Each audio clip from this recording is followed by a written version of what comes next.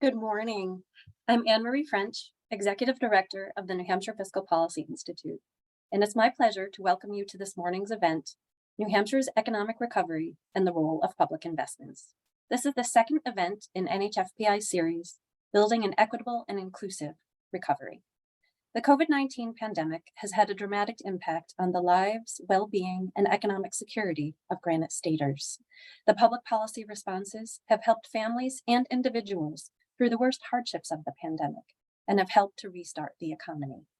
Today's event will explore the current state of the New Hampshire and New England economies and discuss opportunities to build an equitable and inclusive recovery going forward. Our featured speakers will discuss the major constraints on economic opportunity and the role public policy can play in promoting greater prosperity and well-being for all Granite Staters. Before I introduce our speakers, I'd like to extend a special thank you to the presenting sponsors for today's event, Ledyard National Bank and the New Hampshire Community Development Finance Authority. I'd also like to acknowledge the many additional sponsors whose support helped to make this event possible. We've assembled an exceptional group of speakers for this event. Joining us today are Jeffrey Thompson, Vice President and Economist and Director of the New England Public Policy Center for the Federal Reserve Bank of Boston. Katie Easterly Marte, Executive Director for the New Hampshire Community Development Finance Authority. And Karen Emmis Williams, Director of Human Services for the City of Concord. And serving as both a presenter and as a moderator for our panel discussion, Phil Sletton, Research Director here at NHFPI. We encourage you to use the Q&A function, which you will find at the bottom of the screen, to submit questions throughout the event. This webinar is being recorded, and we will post the recording to our website following the event. Our first speaker this morning will be Jeffrey Thompson of the Federal Reserve Bank of Boston with a New England Regional Economic Update. Next, NHFBI's Research Director, Phil Sletton, will provide an overview of key New Hampshire indicators and how Granite Staters are faring in the current economy. Phil will then invite our three guest speakers, Jeff, Katie, and Karen, to join him on screen for a panel discussion and Q&A. And now it is my great pleasure to introduce Jeffrey Thompson of the Federal Reserve Bank of Boston for a review of the New England economy. Jeff, over to you. Thank you so much for having me. I always appreciate the opportunity to participate in the events with NHFPI, and I'm looking forward to the conversation. I'll start out with a first of all, a disclaimer that the views that I'll be expressing here are those of myself and do not necessarily represent the views of the Federal Reserve Bank of Boston or the Federal Reserve System. And I will kick off and spend most of my time walking you through some slides, giving you a high-level overview of what I view as some of the most important and pressing trends that are impacting the New England regional economy. And then I'll pivot at the end toward some very general comments on a few areas that I think are important to think about when we're thinking about broad-based economic growth. So with that, I'll into the slides, and just to say that everything that I share with you on slide will be available at the NHFPI's website after the event. So if I skip too lightly over them, you can feel free to visit the material later. So the left-hand side shows a graph depicting the rapid decline in total payroll employment and then the rapid rebound following the first few months of the pandemic. So New Hampshire in the light blue was hit just as hard really as the rest of the country, the rest of the region, but spent most of the ensuing 2 years between now and the pandemic, early months of the pandemic, really outperforming much of the rest of the country and certainly much of the rest of New England. In recent months, though, the rate of job growth in New Hampshire has slowed somewhat and really has fallen back in line with the rest of the region. So while the rest of the country has replaced all of the non-agricultural employment, we're back up to 100% of pre-pandemic levels. Both New Hampshire and the region are still about a point and a half down relative to pre-pandemic levels. And the right-hand side of this slide shows that it's not just total employment, but there's been important shifts over the last couple of years in the types of jobs that are around. So the slide shows a couple of different things. It shows for the US, New England, and New Hampshire, the percentage difference between the most recent data, which are August 2022, and the pre-pandemic benchmark of February 2020. And it shows that at the top of the slide, these are the sectors that are below pre-pandemic levels. So we see government, leisure, hospitality, other services in New Hampshire, but also the rest of the country and other parts of New England, but particularly in New Hampshire. These sectors are well below pre-pandemic levels. So 7%, 8% below pre-pandemic levels of total employment. At the bottom of the slide, you see the sectors, again, for the rest of the country and New England, but particularly for New Hampshire, the sectors that have actually expanded in a fairly robust fashion relative to the pre-pandemic levels. So you see construction is up almost 10%, professional and business service employment up about 12%. And the interesting thing on the far right column, I'm showing you the most recent wage data for these sectors. So average weekly wages, Q1 2022 for New Hampshire. And you see that the sectors that have expanded tend to be middle or high wage sectors, and the sectors that have not rebounded are lower wage or mid-wage sectors. So government sector overall mid-wage, but leisure, hospitality, and other services being low wage sectors. So there's been a rebalancing of total employment, really, that will ultimately result in the state having higher wages among the total employed than what we saw pre-pandemic. When we jump to the other side of the labor market and look at the unemployment rate, so the one thing that jumps out is the rapid rise in the pandemic and then the rapid fall. At this stage of the expansion, the Granite Stater, basically any Granite Stater who wants a job, or I should rather say that's differently, any Granite Stater who's interested in and able to seek work presently, there is a job for them. So unemployment rate in Massachusetts, the most recent data, 2%. So there's only one state, Minnesota, has an unemployment rate of 1.9%, and you're joined by Utah in the number 2 slot for having 2% unemployment rate. So New Hampshire typically has the lowest unemployment rate in the region, and that remains the case, although Vermont also has pretty low unemployment along with the Granite Staters. So just looking around the region, unemployment rate by metropolitan area, I'm showing you sort of a time series of maps. The far left-hand side is the July, the most recent pre-pandemic July, so July 2019, and then repeating the observation July for the 3-4 years leading up to 2022. And what you see is that basically all metropolitan areas, when we fell into the pandemic, unemployment surged, and then it started to come down. So the right-hand map basically looks nearly identical to the left-hand map. So we've returned to a pattern of metropolitan area unemployment rate that looks pretty much like it did at the end of the previous expansion. Rhode Island remains a bit lower than its pre-pandemic levels, and Danbury, Connecticut, on the other hand, looks a little bit higher than pre-pandemic levels. But everyone else, the rank ordering has been maintained, and all New Hampshire metropolitan areas, including its portion that's in the Boston MSA, have among the lowest rates in the region. So rapid job growth, low unemployment, we shouldn't be surprised to see that job openings are high. And in fact, job openings, as shown in this graph, are at really the highest levels that have been exhibited since this series was first initiated by the BLS back in 2002. So recent months started to come down, but still at very high levels. Unemployment, job openings rates of 7-6%. Shifting to the right hand of this slide, it zooms in on the post-pandemic period. Instead of showing you the job openings rate for the Northeast, which includes New York, Pennsylvania, this year we're zooming in on the New England states. And you see the same basic pattern. So job openings after remaining subdued in the early post pandemic recession period, then surged and have been fairly elevated since early 2021.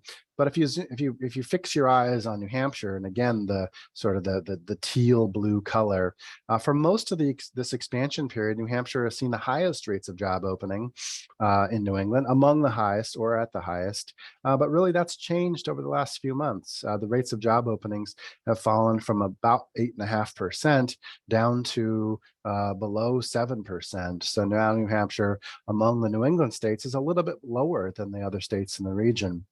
We see it's consistent with the employment numbers, a little bit of softening in hiring, although still at very elevated rates. So one of the pieces of the puzzle that ties all of this together, low unemployment, but total employment growth softening a bit and hiring rates starting to soften a bit, is what we see in labor force participation.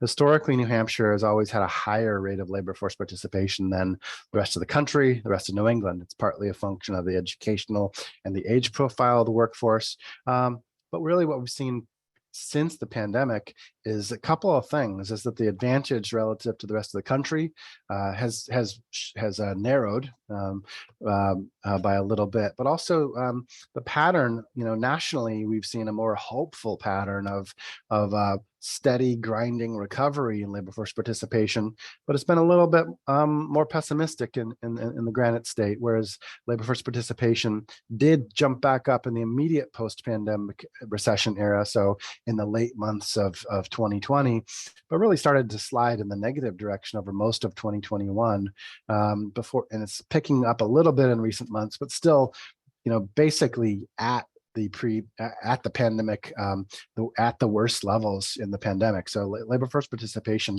really has not yet recovered. So all of those pieces together result in a picture for employers of needing to considerably raise the wages of their workers to attract workers. The left-hand side is based on national data by our colleagues down at the Atlanta Fed. And the nice thing here is that we're actually tracking individual workers observed at multiple points in time in the current population survey. So this is not a function of shifting, employment shifting from lower paid sectors to higher paid sectors. This actually picks up individual workers observed a year apart and tracking the wage raises that they have received. And when we do that, we look at the lowest paid quarter of workers. They've actually received the largest wage gains. So the most recent data show that the bottom quartile of workers nationally have wages that are nominal terms anyway, 7% higher than they were a year ago. So regardless of where you are in the wage distribution, you're seeing higher wages, but this is a roughly pro-equality enhancing type of economic expansion. Low paid workers are getting larger raises than those at the top of the distribution. But as the right-hand side suggests, and I think many of you are obviously already aware, is that in fact, not just much, all of those wage gains and more have been clawed away by inflation. So the right-hand side shows you a couple of things. And here we do have regional data. We have some gray lines showing the patterns for New England, workers in New England. The blue on the bottom is for the US. And here we're showing inflation-adjusted values for both wages, which are the dashed lines, and total compensation, which is the solid lines. So after seeing a real compensation and real wage gains over most of the expansion that led up to 2019, we've seen dramatic reversal. And so we've seen a real wage and real compensation declines over the last couple of years as a result of the inflationary pressures that have dominated the news in recent months. In fact, then at the national level, real compensation, the inflation surge has basically wiped out 10 years worth of wage gains. Not quite as dramatic here in New England. Price pressure is slightly lower in New England and the wage gains were somewhat higher. So we've only managed to, and I say only in scare quotes here, only managed to wipe out 5 years worth of real wage gains. So what are these price pressures that you've heard so much about and that have taken sharp nominal wage gains and turned them into real wage losses? Well, we have prices increasing across the board. The left-hand side shows you a couple of data lines from the consumer price index, which most people are familiar with. So the blue line is sort of the headline inflation number. So showing just the CPI, standard CPI series above 8%. You know, these are the highest levels of CPI inflation since the late 70s.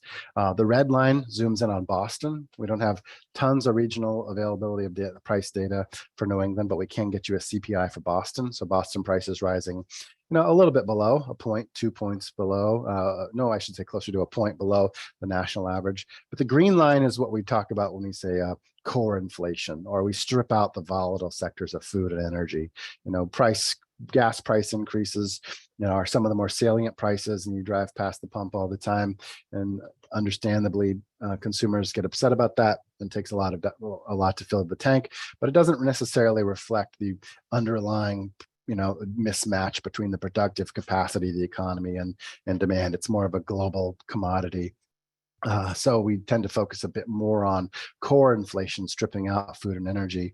But what sectors are driving inflation? It's varied quite a bit across the period since the pandemic. So the middle figure uses price inflation data from the BEA National Income and Product Accounts. It's the PCE measures, which actually are the measures that the Monetary Policy Authority is most interested in looking at.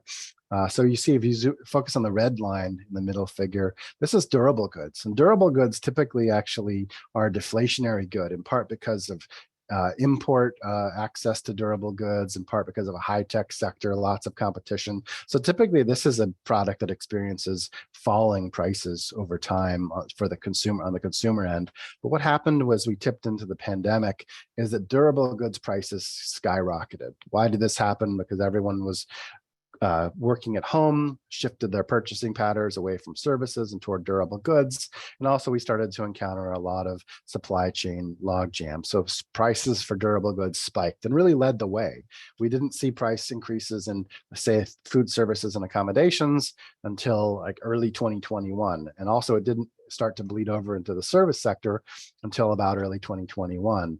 But interestingly, last few months, we've seen a dramatic deceleration in the rate of inflation. Still prices rising year over year, but at a dramatically lower clip.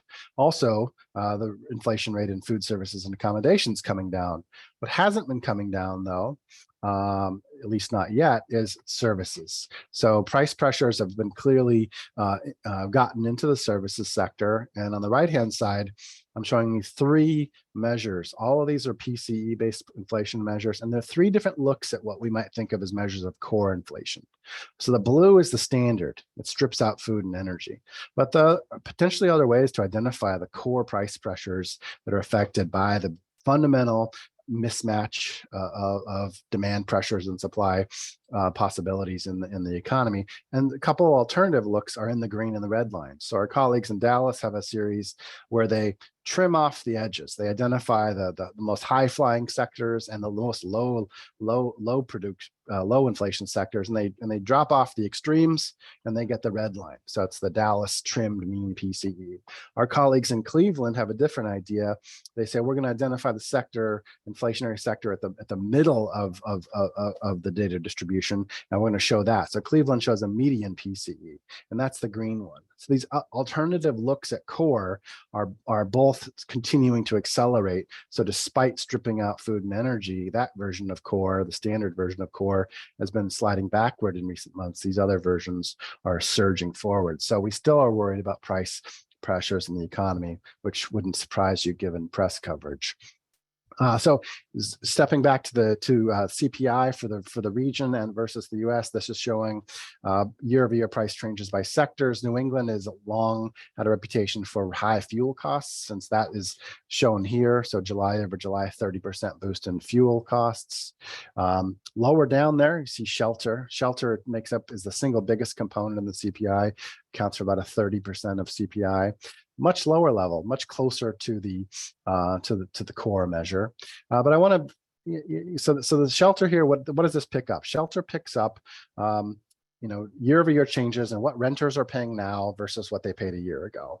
And rent really drives things because shelter inflation does not pick up home prices, because when your home price rises, it's not purely inflation, and some of that is actually wealth. We don't want to call inflation the same thing as homeowners becoming wealthier and the value of their home rising. So essentially, homeowners are attributed an inflation that essentially is linked to how much they would have to pay if they needed to rent their home back. So it's driven mostly by the rental market. So rents, and shelter costs rising, 2.5%. So that doesn't, that seems more actually imbalanced than some of the other sectors. But it's a little more troubling when we look into the future of what will happen as the economy moves forward in terms of in terms of rental costs, in part because as leases turn over, as new renters need to leave their old apartment and get a new apartment or try to become homeowners, that's when we start paying attention to transaction level measures of prices. So not like what the average consumer is currently paying. Well, the average consumer is still in the home that they were in a year ago. The average consumer is still in the apartment they were over a year ago. But if they need to shift residence, then they'll have to become on the open market undertaking a transaction. And that's where we see measures of price changes in the real estate really rising dramatically over the pandemic period, both in home prices on the left-hand side and rents on the right-hand side. So the left-hand side showing in the gray line showing New England price indices for homes, right-hand side gray showing Boston area and house price inflation, rent inflation. I'm sorry, but the most so things are turning around somewhat. As the rate of employment expansion in the region is slowing down a little bit, and also as price pressures are causing the Fed to raise interest rates, we are seeing home prices start to come down in recent months, and that will take a little while before it trickles down and returns to pre-pandemic levels. So this will slowly unfold and work its way through to the broader consumer base over time. So final glimpse of the last figure I'll show you in terms of the high level overview of the New England economy is year-over-year price changes for homes, just to show you that even though the prior slide showed you New England and the Boston area, that home prices are obviously, for any of you reading the news, know that prices are also rising for homes in New Hampshire. So the Manchester, Nashua metropolitan area seeing 17% price inflation in houses year over year. Not quite as high as most of your neighbors to the north in Maine, but on par with what we're seeing in Vermont and kind of in the middle of the pack for New England metropolitan areas. So some final thoughts at the end of my quick presentation here on the New England economy. Quick thought on infrastructure, housing, and education. So infrastructure, it's really infrastructure is the backbone of our productive capacity.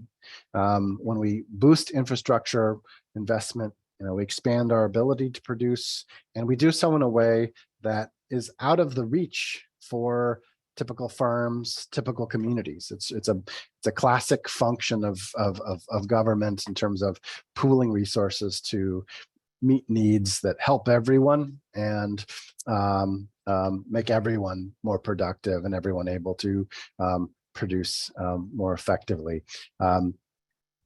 Housing and education, so just before I say my final words on share my final thoughts on housing and education, infrastructure, I'm sharing some future work from a colleague of mine, Riley Sullivan. This will be coming out fairly soon. How we have a lot of room to improve on infrastructure in the region. So this is a table from the American Society of Civil Engineers, their infrastructure scorecard. So New Hampshire doesn't fare as poorly as many of your New England neighbors, but still you see plenty of infrastructure needs. Water, drinking water system needs a 1 billion shortfall. Nearly 10% of bridges deficient, a fifth of roads in poor condition. There's a lot of potential. There's a lot of need to improve the quality of the infrastructure. And this is an area where we've seen some substantial policy commitments to actually try to meet those needs above and beyond the typical annual commitments that we see happening from state and local governments year in, year out. We see in the bipartisan infrastructure bill, the Infrastructure Investment and Jobs Act of 2021, really did commit a lot of resources that you will see sprinkling out across the region in projects in the coming months and a couple of years. So there's 1.1 billion committed to roads in New Hampshire, 225 million for bridges. Combined appropriations per capita for New Hampshire from the IIJA is about $1,500, which certainly is, like all New England states, is above the national per capita average. And it should make a decent dent in many of those infrastructure needs, although certainly fall short of completely filling them. So like I was saying, final thoughts with regards to housing and education. So we are in a period of, in many respects, in terms of shortages. We have worker shortages. We also have shortages of housing. We don't have enough housing to meet the needs that households, that working households have. So when you respond to shortage by meeting those shortages, you can essentially increase family and economic stability, allow greater opportunity and greater economic strength and stability. So in terms of housing, you've all seen metrics about the housing affordability issues, how much people have to pay to afford a typical house in the area, and it's higher than many people would like to see. But when you look to the production side, this is a chart showing permits and starts for New Hampshire in light blue, New England in darker blue, and New England in gray, and US in darker blue. So after the Great Recession in 2008 and 9, there was a massive collapse in housing production, and we've never recovered. So New Hampshire has never even come close to recovering to the pre-Great Recession levels of housing production. At any given month, you're fluctuating around 40 to 50% of housing permits being taken out relative to pre-pandemic, pre-Great Recession levels. So there's just been basically nearly 2 decades worth of underproduction in the housing sector. And that's a factor that's going to continue to contribute to shortage and rising prices, and making it harder for younger families to be able to own homes and really achieve some sense of stability. And you see the same pattern in permits and starts. Education, and this is my final slide, and I'll turn it over to Phil. We've been in an environment really in the pre-pandemic levels with very low unemployment rates, and in the last year and a half of really stark labor shortages, employers really struggling mightily to hire enough workers.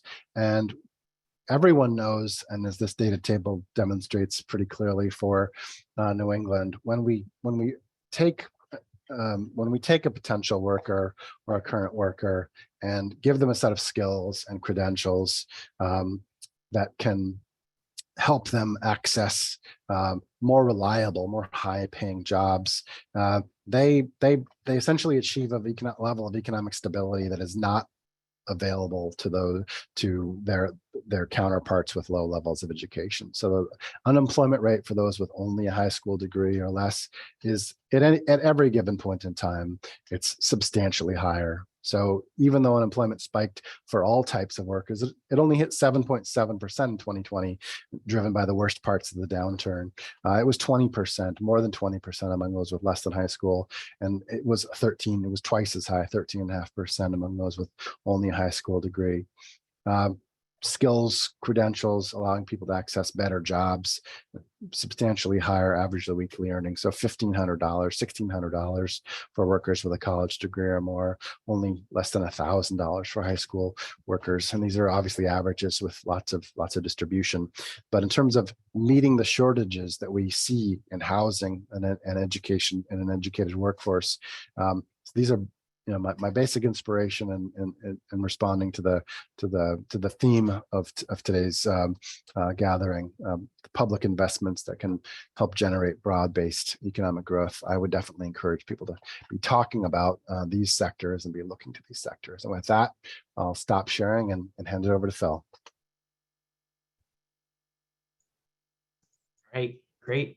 Thank you very much, Jeff. I really appreciate it. A great presentation as always. I'm going to start talking a little bit, talk very briefly about some of the data that's New Hampshire specific data and some of the public investments and what sort of impacts those public investments, particularly the three largest COVID-19 relief and recovery associated packages that passed at the federal level appear to have had on the New Hampshire economy. So when I'm talking about those three relief packages, the most recent was the American Rescue Plan Act from March of 2021. We did just learn some new 2021 data from the US Census Bureau, so I'll talk about those a little bit. And as a reminder, the American Rescue Plan Act and these other acts had significant infusions of resources into the New Hampshire economy. The advanced child tax or the child tax credit payments, including the monthly advanced child tax credit payments, brought about $321 million into the New Hampshire economy. There's also an expanded earned income tax credit for certain adults. The economic impact payments, the so-called stimulus checks, over the course of those three acts was more than $3 billion that flowed into New Hampshire for both relief and recovery focused efforts. Extended unemployment compensation eligibility and boosted amounts of unemployment compensation was a little bit just under $1.5 billion to unemployed residents in New Hampshire over this time period. The emergency rental assistance program is still ongoing. There were also assistance to homeowners and home energy assistance, and a boost in supplemental nutrition assistance program benefits, or SNAP or food stamp benefits in New Hampshire. So there's significant infusions of resources to help the recovery. And what does it look like so far in New Hampshire? Well, if we look at median household income, and we did just get median household income data for 2021, we can see that the recovery appears to be much faster than the Great Recession. If you're just looking at median household income and adjusting it for inflation, the pre-Great Recession peak in 2007 wasn't really matched again until about 2017, which means that that median household in New Hampshire had lower purchasing power for about a decade. Whereas if we look at 2019 and 2021, unfortunately, because of the pandemic, we don't have 2020 data collected. But if we look at 2019 and 2021, we can see there's a very significant jump in median household income, even if after you adjust for inflation between those 2 years. Of course, inflation picked up a little bit more quickly in 2022. You can see here, if we look at a couple different measures, a couple different other ways to look at the length of the recovery, and Jeff already spoke about some of this, so I'll only touch on it lightly, but the unemployment rate, when it started being affected by the Great Recession, started rising, didn't get back down to its lower levels, the low level prior to the Great Recession's effects, for 7 years and 3 months. Employment didn't get back to those pre-Great Recession impacts highs until 6 years and 5 months in. If we look at the COVID-19 crisis, we're about 2.5 years out from that February 2020 benchmark. And employment is just about getting back to there, but is still below its peak, as Jeff identified. And if we look at the unemployment rate, that only took 2 years to recover and is now at historic lows, which speaks to some of that workforce shortage. What are some of the things driving that? Well, demographics are a key part of it. Jeff did mention those. In terms of acute barriers to people being able to enter the workforce or participate in the workforce in New Hampshire, housing and childcare, and particularly lack of access to those resources are key in terms of what's holding back the economy now. About 45% of New Hampshire renters are paying 30% or more of their income in rent and utilities. Median rent is a little under $1,600 a month in 2022. The vacancy rate is down very close to zero at 0.3% for a 2-bedroom apartment statewide. And as Jeff identified, the median single-family home price in New Hampshire has grown almost 50% in the last 3 years. And if you go back another 3 years, it's more than a 75% increase. And childcare, if you can find it, if a parent who wants to work can find can access childcare that's proximate to them and also is at the times they need, it still can be quite expensive. The estimate for 2020 is about $12,600 a year for a toddler. All of this adds up to there being more pressures on household budgets. If we look at the percentage of New Hampshire adults who identified that it was somewhat or very difficult to pay for usual household expenses in the last 7 days, you can see after some of the key aid packages passed at the federal level, that number did drop. If you look all the way onto the right on this graph, you can see the expiration of the monthly child tax credit advance payments. So those tax credits then stopped going to households. And inflation really again started to pick up, particularly after February of 2022, we saw some of those higher inflationary pressures, and it led to, in the summer of 2022, June, July, and August, we saw that about 1 in 3, or even a little bit more sometimes, adults in New Hampshire identified it was somewhat or very difficult to pay for usual household expenses. A big part of the reason is that even though that median household income is higher, the distribution of income still shows that a little bit more than 1 in 6 households in New Hampshire in 2021 had less than $35,000 a year in income. A little bit more than 1 in 4 had less than $50,000 a year. So what are some of the resources that are available at the state level to help address some more economic uncertainty that some of these households are feeling? The coronavirus state and local fiscal recovery funds are still available. Some of those are still available. They're flexible. They can be used for a variety of purposes, as you can see here. And the federal government has encouraged the states and local governments who've received a different flavor of these funds to consider funding uses that foster a strong, inclusive, and equitable recovery, especially for uses with long-term benefits for health and economic outcomes, and that these funds can help address the systemic public health and economic challenges that may have contributed to more severe impacts of the pandemic among low-income communities and people of color. One of those impacted communities, sort of broadly in the federal government's criteria, are households and communities with less than 300% of the federal poverty guidelines. So what does that look like in New Hampshire? That's about a third of the population in New Hampshire, ranging from a quarter in Rockingham County to about half in Coos County. And if we look at some other measures that we have, about 1/4 of children prior to the pandemic that were attending school or enrolled in the free and reduced price meal eligibility program, that includes more than half of children who identified as Black or Hispanic, and about a third of children who identified as multiracial. About 1 out of every 4 single female-headed households in the state with children were in poverty, and about 22,000 adults aged 65 or older were at or near poverty. So these are folks who are, at least based on the measures that we have, eligible for fund resources, services that are provided to these, what as of last week was about $192 million remaining unallocated of these funds. So with that, I would like to move to our panel discussion. I'm very excited to hear from Katie Easterly-Marte, the Executive Director of the Community Development Finance Authority, Karen M.S. Williams, of the Human Services Director at the City of Concord, and of course, we'll bring Jeff Thompson back on the screen as well. So if you could all start your videos, I'll stop sharing my screen and I will launch us right into the first question. So it's great to see you all. Thank you for joining us. Katie, I'd like to start with you. What did you see in those 2 presentations that reflects the challenges communities and organizations in New Hampshire have been facing since the start of the pandemic? Yeah, thank you, Phil, so much. I think what was really highlighted was just this, those who are most impacted by the stagnant wage growth and the rising costs in housing. And as Jeff mentioned, that's been coupled with the low production of new housing units, really restraining the market and putting a lot of stress on individuals in the state of New Hampshire. What we've seen is that's been mitigated in some senses by resources like the emergency rental assistance payments, being a sort of supplemental income source for housing. But the organizations that really help in the communities to respond to these needs, those are community-based organizations, and we've actually seen somewhat of the same patterns as were described, particularly by Jeff throughout his presentation. So those organizations are actually meeting more acute needs now than ever before.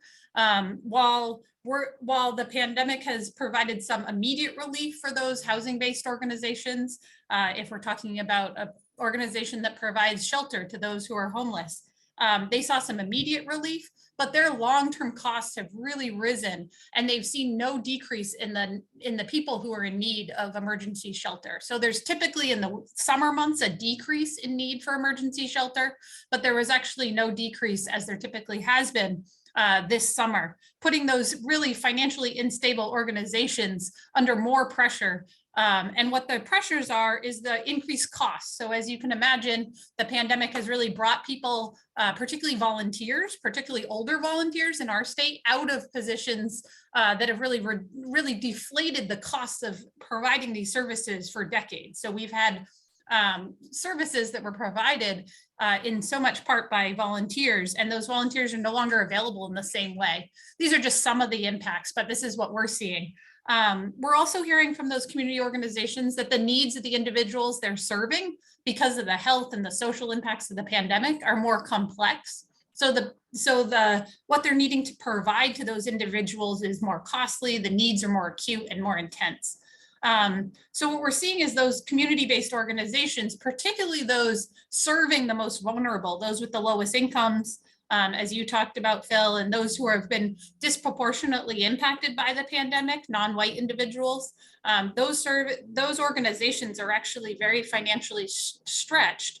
And what we're concerned about is now we're going into a period in which some of those federal supports, like the emergency rental assistance, will be tapering off. So those organizations that we're most going to need to rely on in this time of increased housing costs are the ones that have been most financially pressured throughout the pandemic and didn't have an ability to recover because they really had to iterate through the pandemic, change the way that they're providing services, and their costs have just really increased.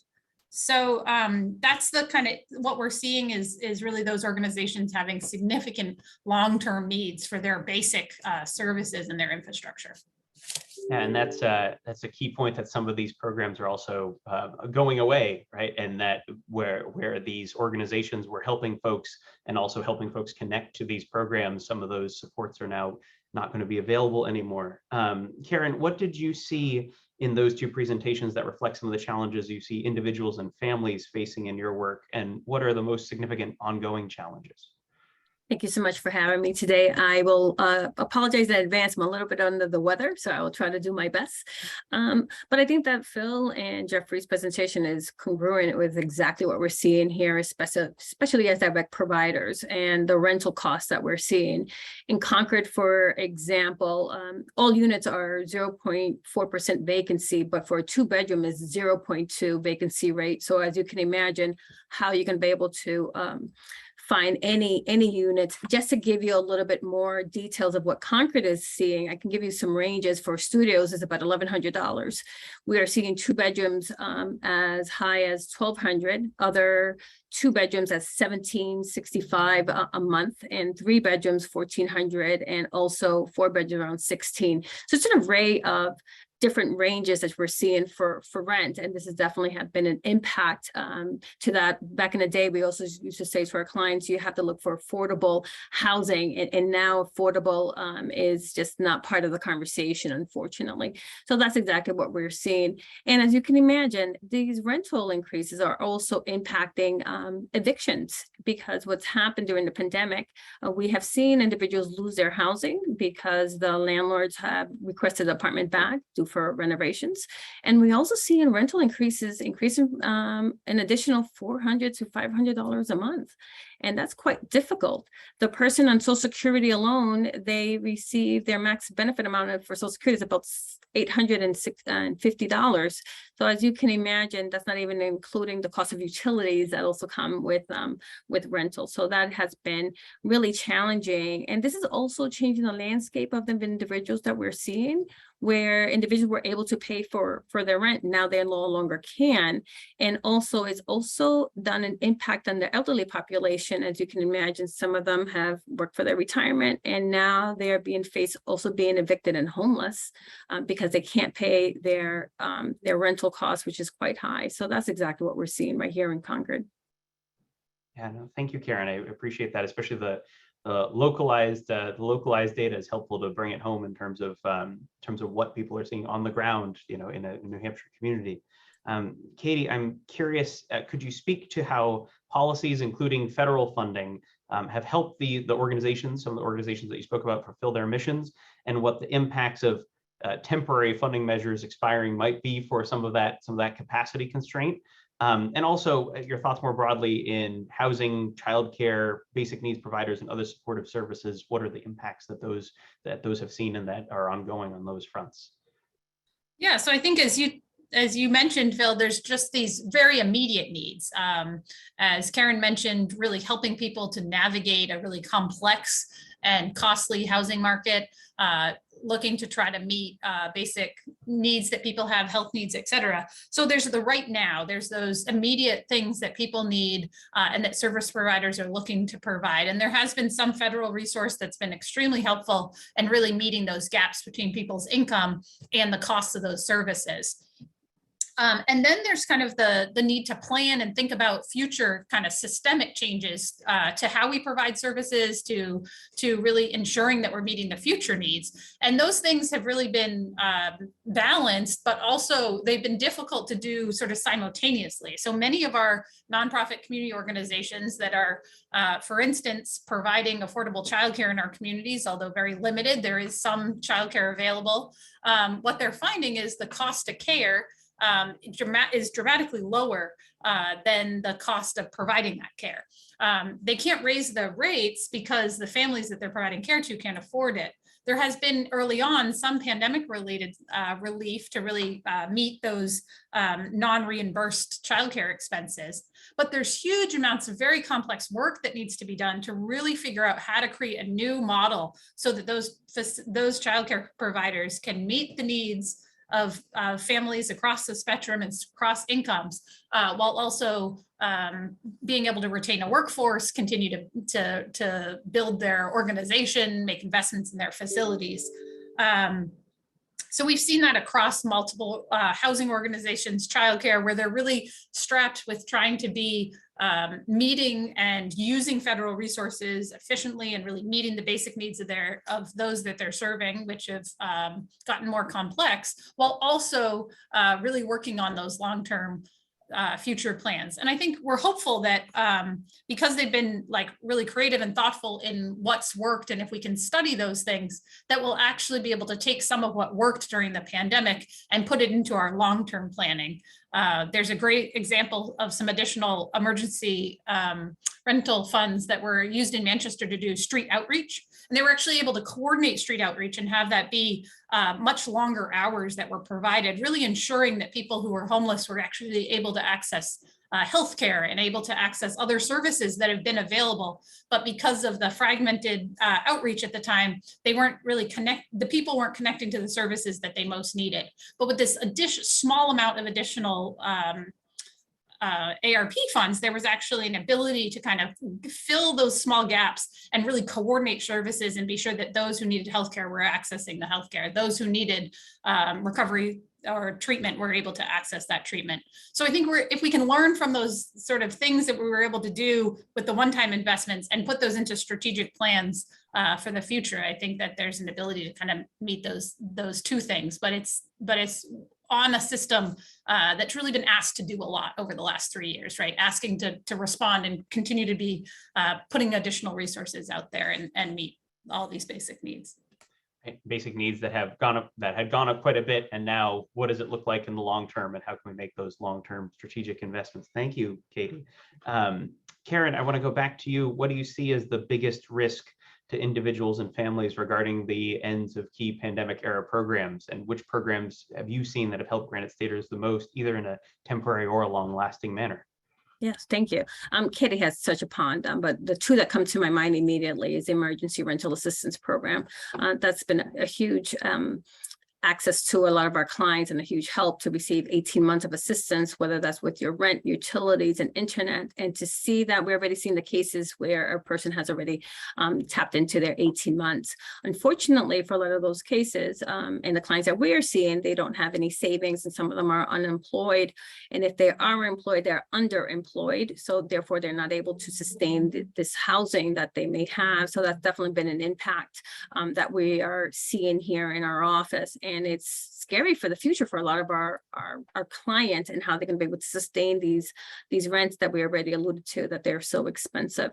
So that's been a problem. I mean, when we look at New Hampshire, in order to afford a 2-bedroom apartment, you would have to earn more than $23 an hour, where we're seeing some of our clients are earning $14 an hour. So already you know that they're at a disadvantage in order to sustain their housing. The second program that we have seen that is actually unfortunately ending this month is pandemic food stamps, where individuals and families were able to receive additional food stamps amounts every month. And by ending this is also impacting our children in the school for the free lunch program. And during the pandemic and during the increased food stamps, we were seeing food pantries where already we're seeing an increase in families attending and seeking food. We all have seen the impact of the food costs and inflation that we have just by going to the supermarket. So this is really going to increase the food insecurity, which is very concerning when we're looking at our community members and not being able to provide for their basic needs. And that and the food insecurity piece of it there's global considerations too when we're thinking about the availability of food as well as local, and the transport costs are definitely a piece of that. So thank you for sharing that, Karen. Jeff, I'd like to bring you into the conversation here from a macroeconomic perspective. We're transitioning from a time of significant federal support for the economy to less federal support, which is appropriate given now that we have additional key tools to combat the pandemic while conducting regular economic activity. But what do you see as the economic risks of both those reduced federal investments and the changing patterns of federal investment in the economy as we move forward? And Katie, then I see your hand, so we'll go to you after we talk to Jeff, if that's okay. Yeah, as you suggested, Phil, a substantial part of the winding down of the extraordinary federal expenditures is entirely appropriate. I mean, we are shifting to a post-pandemic world, even though COVID is still with us, but I think that's an appropriate way to still think about the world we're transitioning to. But I do think that there are potentially some risks and also some opportunities.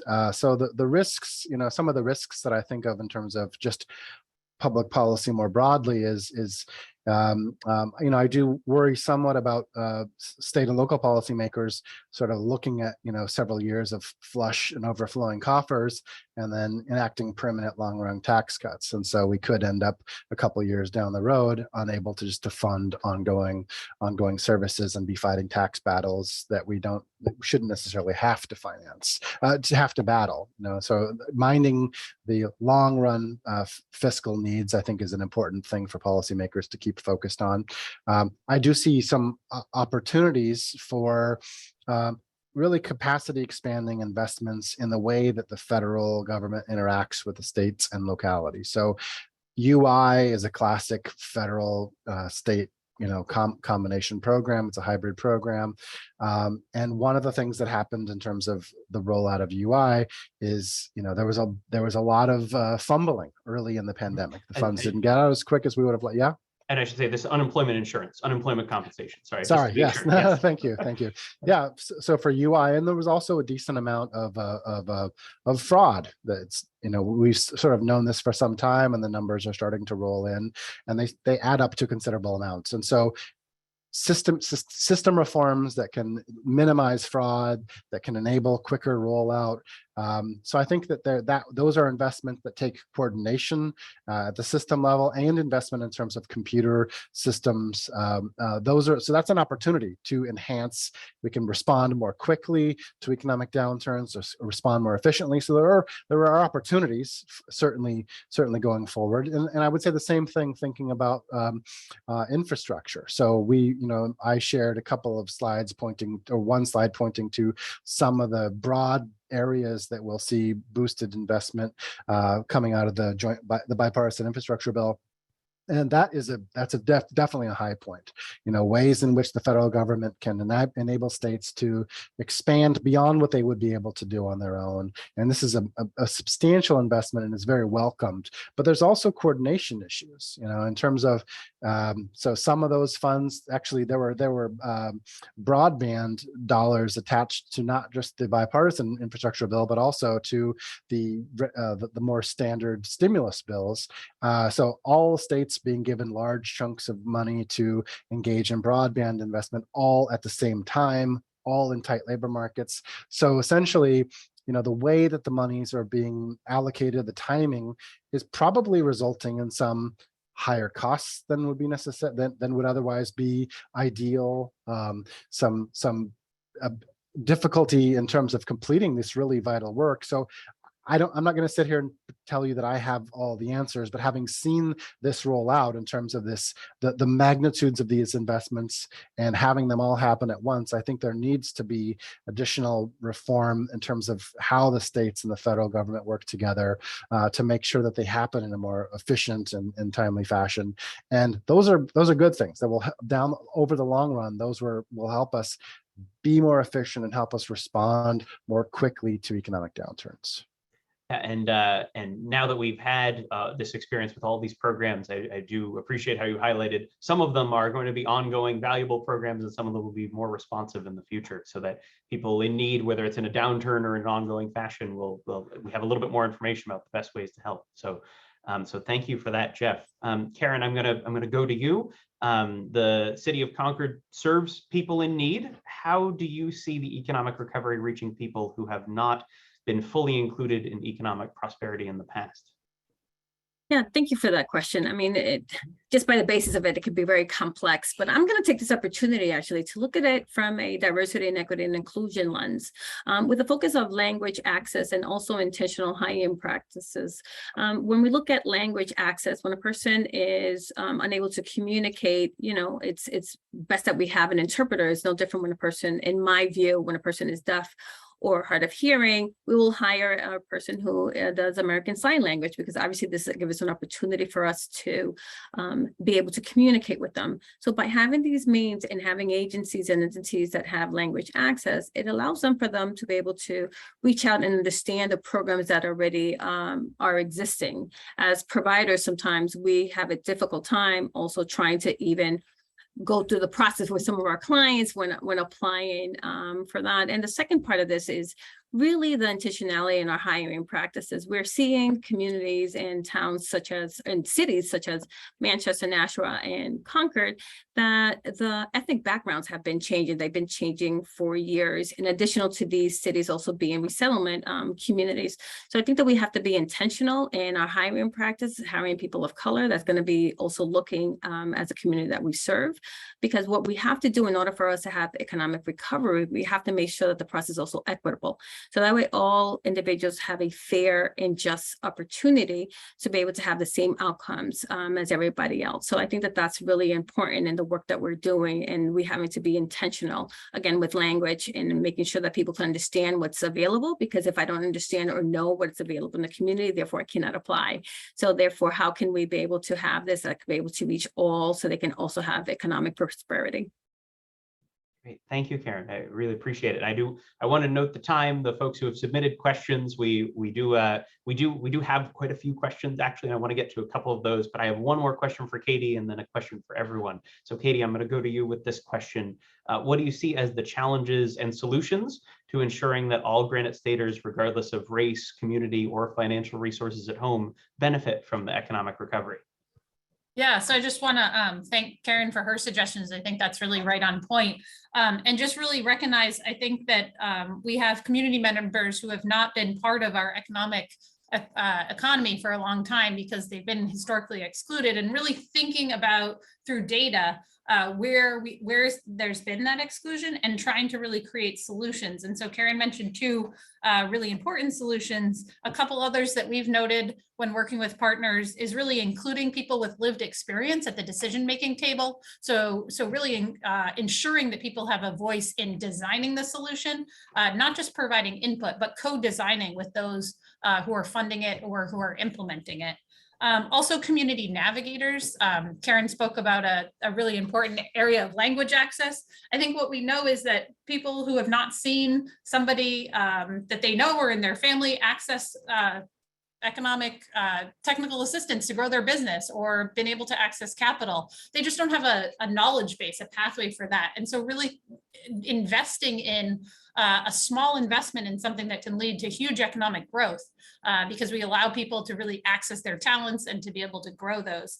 And I think we also know that with this, the data has showed us that there's been this exclusion from the economy, and therefore we can't expect that people will have resources to invest back in themselves in down payment and closing cost assistance to grow assets or into their business. So really thinking about that as a community-wide challenge that we as a community want to solve, providing that equity that people need to invest in their business and creating new models so that we all can invest in new and diverse businesses and asset growers so that they can be part of this economic recovery that we all want to see.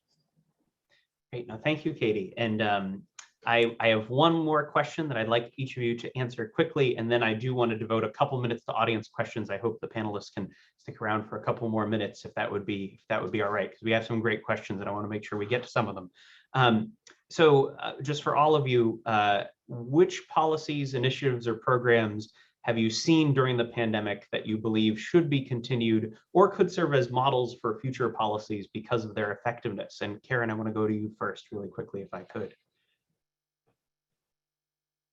Sure. So two that I've seen that have been really successful is a housing first model where it comes with supports for a lot of our families. There's a lot of federal funding supporting this program. And also another one is landlord incentive program, where landlords will given a chance to perhaps a tenant that doesn't have the best record, but it allows them to know that the tenant is going to have support from case management. They also have incentives as if there's any damages. There's a sign-on bonus for the landlord as well. There's another opportunity for a sign-on for them, again, extending maybe their lease for a year. So those are the two programs that come in first, but definitely for housing first, it's definitely a model that we're seeing with a lot of support with the federal dollars, which is going to be, rent is going to be based on 30% of their income, which is what we need because of course, the affordability of the actual rents is just too high. Right. No, thank you. And Katie, could I go to you with the same question? Yeah, Jeff spoke about infrastructure investments, and we look at some of the most impactful infrastructure investments. We look at those that were developed through public-private partnerships, really bringing the best needs and interests of the community forward with private investors and developers to really create unique people-focused infrastructure investments. So I would suggest that, as well as there's been some great work in New Hampshire and also in the region on thinking about the whole family's approach to job creation. So it's run out of HHS, the whole family approach to jobs, and also the Cliff Effect report, and really thinking about what are those things like Karen mentioned, food security, that help our students grow and thrive and be the future economic drivers that we want them to be. So how do we think of that Cliff Effect report work plus the pandemic supports as things that can continue into the long run, as opposed to only during the pandemic, because they really have just monumental returns to our communities as a whole. Okay, great. And thank you. And Jeff, if I could ask you the same question. Sure. Just very briefly, the child tax credit was temporarily implemented and had pretty profound effects on family finances and big dent in poverty. So I think that's also potentially potentially can be made bipartisan, and if policymakers at the national level can find a way to onboard it and make it permanent in a way that sort of doesn't exacerbate our current inflationary pressures, I think that would be a huge positive for families.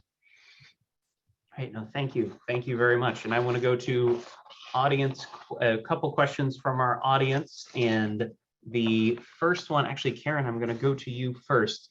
Could you talk about the status right now, and Karen and Katie, if you have something to chime in on here as well, the effect of soaring prices of housing on the inability to use Section 8 vouchers in apartments, and some of the complications right now that we're facing on the Section 8 front? Yeah, it's definitely a problem.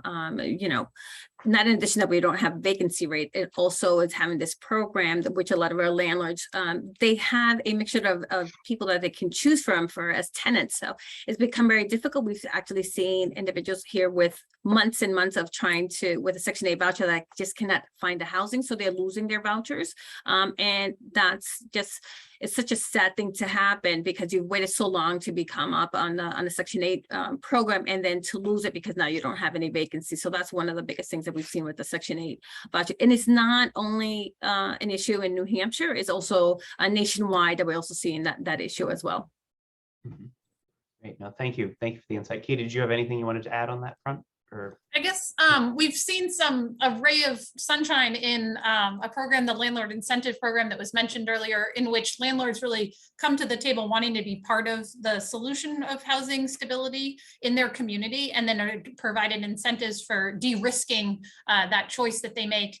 And I think it really comes to both coordinating the interest of landlords and the interest of the household, and bringing together the social service providers seems to be working really well. And also, I think really showing the long-term revenue that comes from the Section 8, because rents rise and fall, but with a tenant that's supported, that can be housing stable for a long time, you get that really permanent rent. So we're seeing some great outputs from that program, bringing people from a homeless circumstance where they actually don't have permanent housing into permanent housing.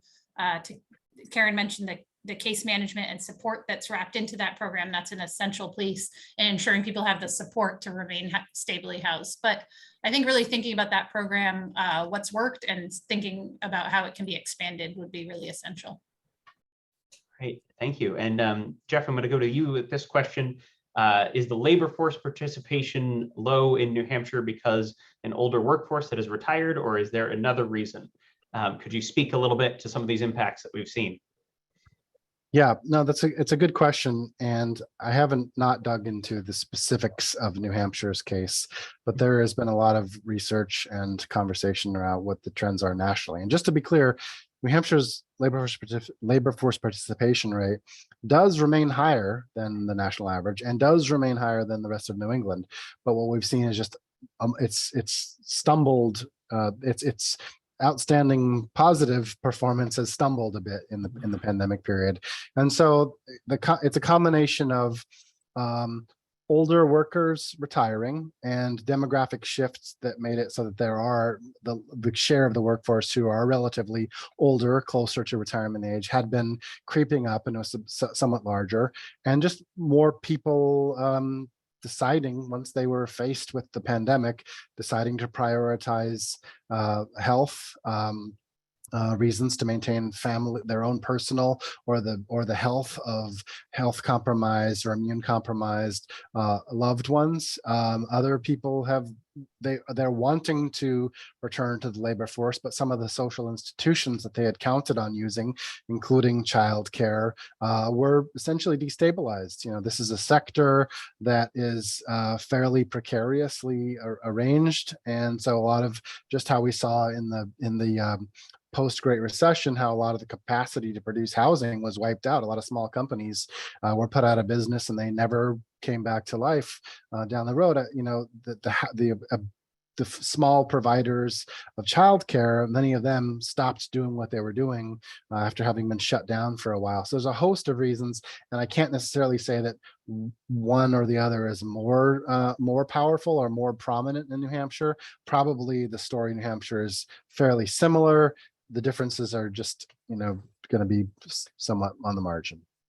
Yeah, no, understood. Thank you. And I say, spent a little bit of time with the New Hampshire numbers, and there's about 200,000 people who are in the age cohort that is in the 10 years immediately preceding traditional retirement age, or what you might consider traditional retirement age. And 200,000 people, when you're in a state of a little under 1.4 million, is a significant number of people that could be approaching that. So I have one more question, which is actually a great question to wrap up on. So if it's okay with the three of you, I will go to each of you on this one quickly. Given where we are now, the question says, what are the best ways that you see to support an equitable and inclusive recovery? And I'll go to Katie first. How about that? I see that we could really learn from those things that have worked well during the pandemic, and ensure that we're really amplifying those over the recovery period. So whether that be language access, the child tax credit, really thinking about what do we have the ability to impact in New Hampshire, and that we tried and we really saw provided results that we need for the long term of our recovery, and really implementing those across this recovery period. Okay, Katie, thank you very much. And Karen, I'll go to you next, if I could. Sure, I think that I agree with what Katie just stated, and I think that we have to look at creative ways of doing this. We really have to come together as a community, because again, when we're working in silos, we can't get as much done, but when we can come together as a community, I think that we can get a lot of resolve, and we have to be creative. As solutions are being made for permanent housing, we also have to be looking at temporary solutions in order for us to be able to address the issues that people are facing today, and not so much in the future, but how can we also look at that? So it's a two-prong issue of right now and then what the future is going to look like. So let's become creative and think outside of the box so that way we can be able to address some of these issues. All right, Karen, thank you very much. I like that. Outside of the box thinking is great. Jeff, I'll end with you so that you can sort of bookend our conversation here, if you would. Yeah, I guess I would circle back to some of the words that I connected to my conversation around housing and education. Just acknowledging, that we have certain shortages, and addressing those shortages, I think, are ways to both meet really vital needs of people in the community, but also can build their family stability and make them more productive contributors to the economy. So like really taking serious, addressing housing shortages, really taking serious the labor shortage by, dramatically upskilling and making greater opportunities available to, young people who might be on tracks that would lead them to types of jobs that won't necessarily provide them with, family wage jobs, and give them, build them up enough that they can actually get the kind of job that will allow them greater stability even in downturns and help them get higher wages. So just investments that expand our capacity in housing and in education, I think, are really vital.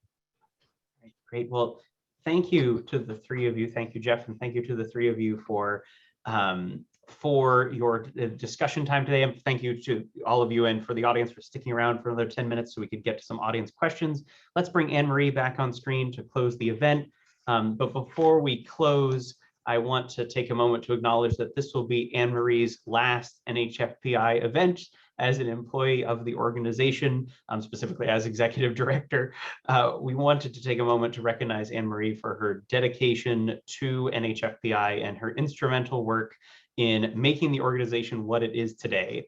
Anne-Marie began her work with NHFPI in 2014, in January of 2014, as the communications manager, making her the longest serving NHFPI employee in the organization's history. And under her leadership as executive director starting in 2018, the organization grew to the largest number of staff it has ever had.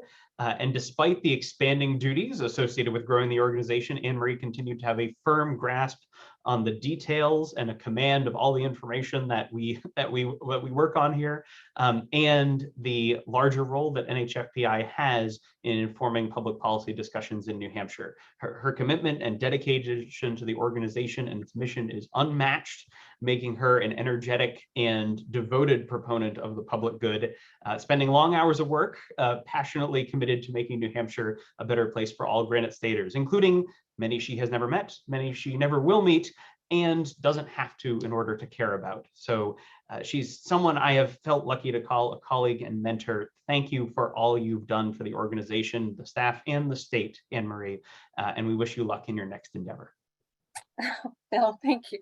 Thank you for those very kind words. I knew I was going to cry. It's been a true pleasure to work with you and all of NHFPI's staff and board members and partners over the years. And I look forward to continuing to support all this great work in a different capacity in some way. So, and thank you, Phil, for another exceptional job serving as moderator for today's discussion and for all that you do for NHFPI and for New Hampshire as well.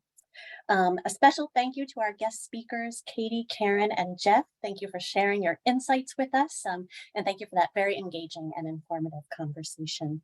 Once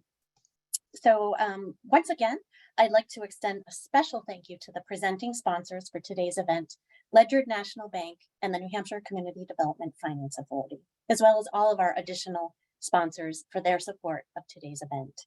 To all of you in the audience, thank you for joining us today. We hope that you found this event to be informative.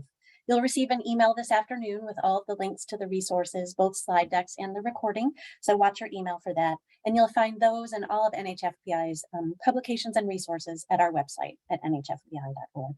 So thank you again for joining us today, and please enjoy the rest of your day. Thank you.